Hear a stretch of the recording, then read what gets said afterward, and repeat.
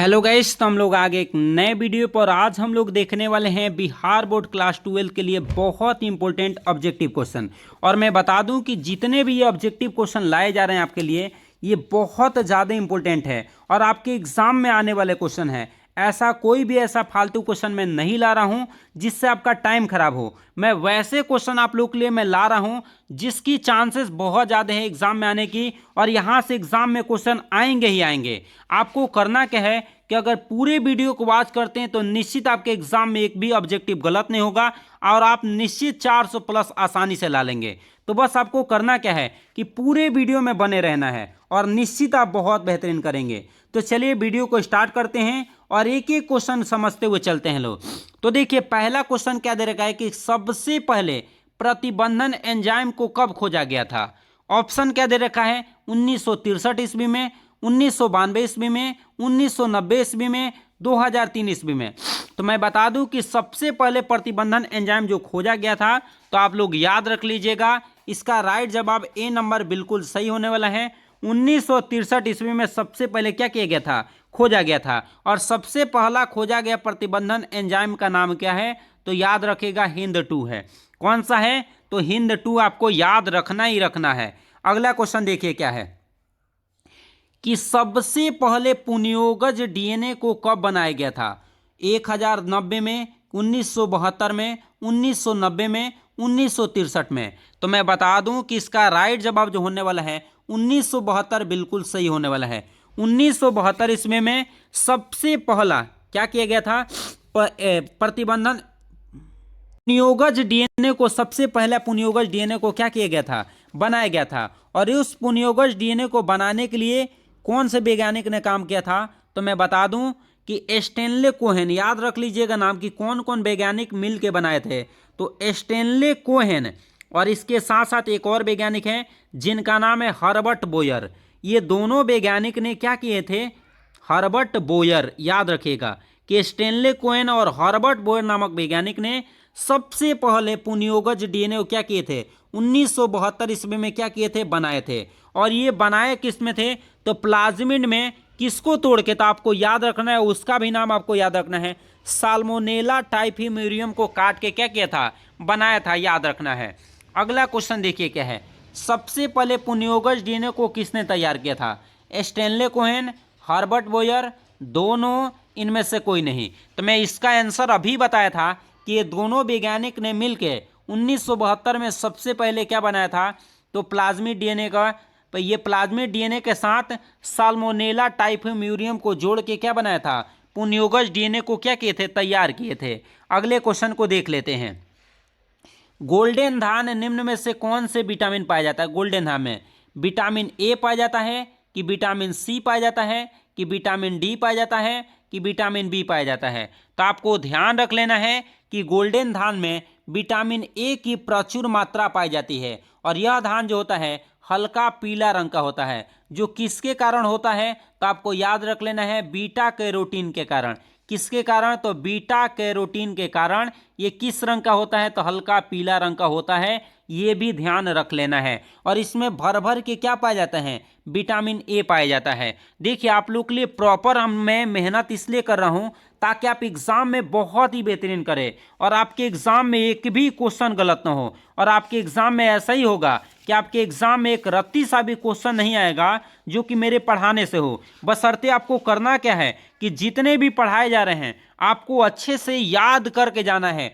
बार बार देखिए, 2 बार 3 बार वीडियो को देखा करिए। जब तक आपके दिमाग में ये क्वेश्चन फिक्स नहीं हो जाता है तब तक इसको देखते रहिए। उससे क्या फायदे मिलेंगे कि बार बार देखने से आपका ऑब्जेक्टिव बिल्कुल क्लियर होगा और आप एग्जाम में बैठेंगे तो बहुत बेहतरीन करेंगे। अगला क्वेश्चन देख लेते हैं क्या है कि निम्न में से कौन सा फसल बीटी के द्वारा तैयार किया जाता है। बीटी एक प्रकार का क्या है, जीव है। और वो जीव में कौन सा है, तो आपको याद रखना है जीवाणु है। बीटू जिसको हम लोग क्या बोलते हैं, बैसिलस thuringiensis। बीटी का मतलब क्या हुआ, बैसिलस thuringiensis, एक प्रकार का क्या है, जीवाणु है। और इसको प्रविष्ट करा के कौन कौन फसल तैयार किया गया है, बीटी कपास, बीटी मक्का, बीटी धान। तो इसका राइट जवाब सभी हो जाएगा।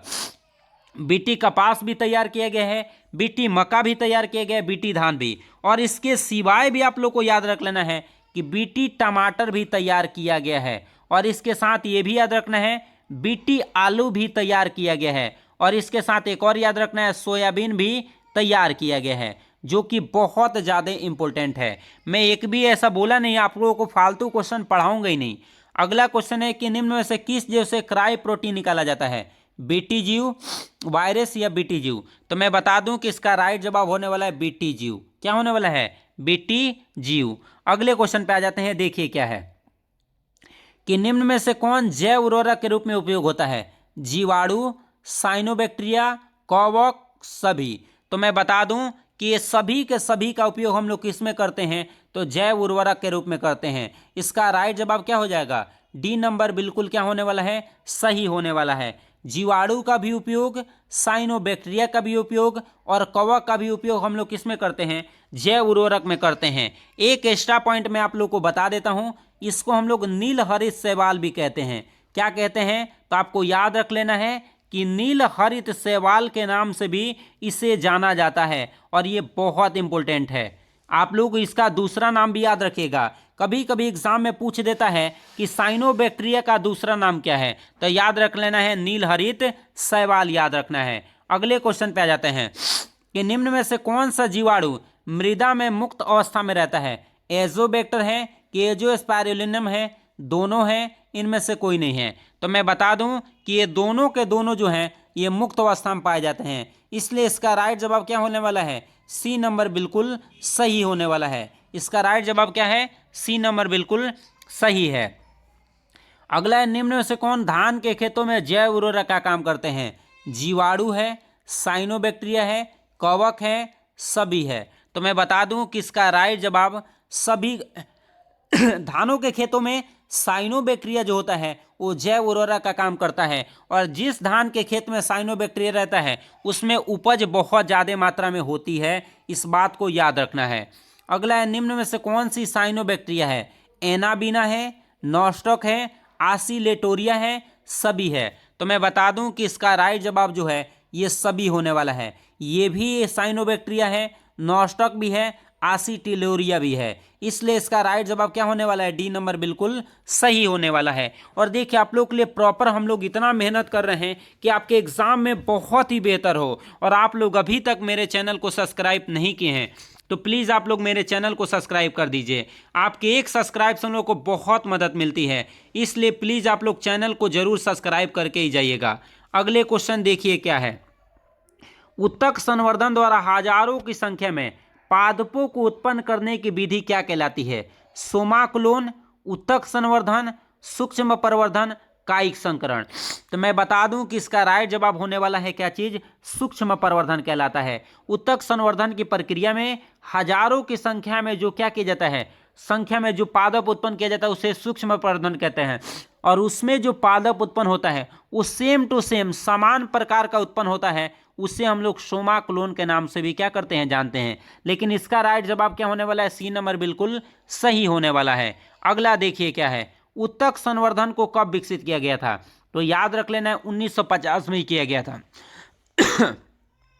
अगला क्वेश्चन है जो कि बहुत ज्यादा इंपॉर्टेंट है, और मैं निश्चित कहता हूं कि 2025 में यहां से क्वेश्चन आ रहा है तो आ रहा है, और निश्चित आप ध्यान रख लीजिएगा कि यहां से क्वेश्चन न आए, ऐसा कभी ना हुआ है और ना ही कभी होगा। मैं कह रहा हूं ना कि यहां से क्वेश्चन आएगा, तो बस आपको पढ़ के जाना है तो जाना है, छोड़ना नहीं है। देखिए 4-5 साल से मैं आपको ऐसी आइडिया दे रहा हूं जिससे आपको क्या, मैं जहां से भी मैं बोल देता हूं कि यहां से क्वेश्चन आएगा तो निश्चित रूप से आता है, इसलिए प्लीज आप लोग इसको छोड़िएगा नहीं। पूछ रहे क्या कि पुष्प सदाबहार किसकी किस्म है?